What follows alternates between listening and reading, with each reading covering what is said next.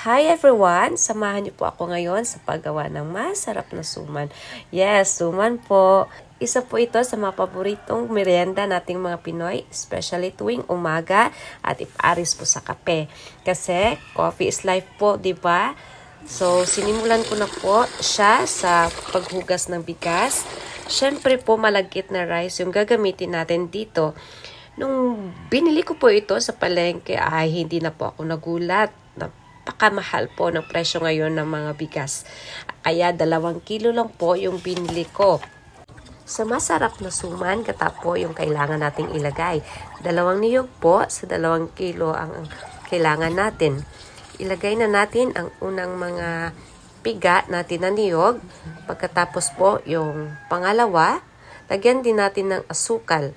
Tansya-tansya lang po. And then, pagkatapos yon, yung asin naman, para mag-blend po yung lasa sa asukal. Minekos-mekos ko na rin po siya.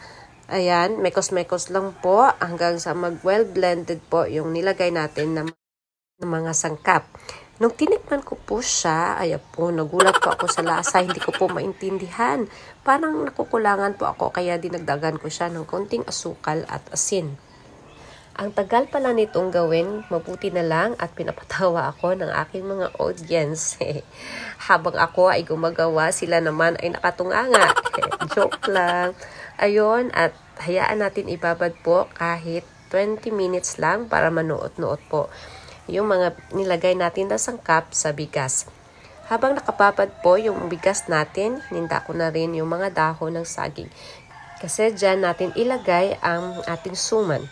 Pwede na rin po yung niyog, kasi yung iba po, niyog po yung ginagamit nila. Pero masyado kasing matagal pag ganyan po yung gamitin natin. Sinimulan ko na po balutin ang suman. Dali-dali pa lang itong gawin para ka lang naglalaro.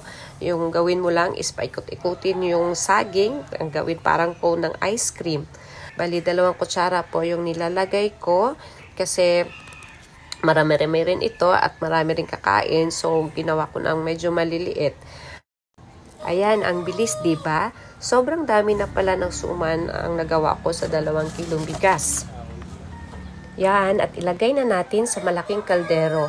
Pwede palang negosyo ito mga Sobrang ang dali lang gawin, saka sa 2 kilong bigas, marami na pala ang magagawa natin. Oh wow! At napuno natin ang isang malaking kaldero. Bago po natin lagyan ng tubig, ay huwag nating kalimutan yung natirang gata para manuot po ito sa suman natin at lalong sumarap.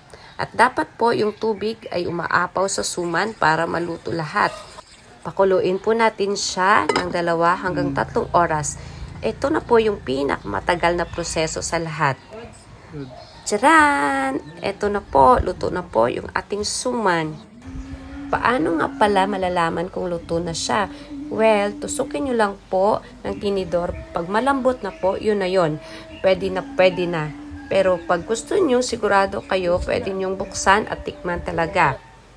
Special delivery po ito ngayon kasi andun po yung mga kapamilya ko sa taas, sa aming munting paraiso.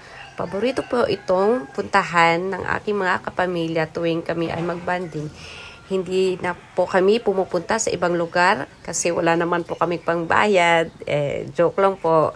Hindi. Dito po kasi ang alaala ng aming tatay. Sa kanya po ang lugar na ito, kaya gustong-gusto naming puntahan to. Saan pa nga kami pupunta ay dito malapit na at libre pa, diba? Ayan, at nagvi-videoke na sila. May pangmeryenda na sila mamaya. At syempre, ako'y nagmuni-muni rin at nag-iisa. Sinasamsam ko yung ginawa kong suman, pinaparis sa kape. Sana kayo try nyo rin pong gawin ito. Thank you for watching. Bye!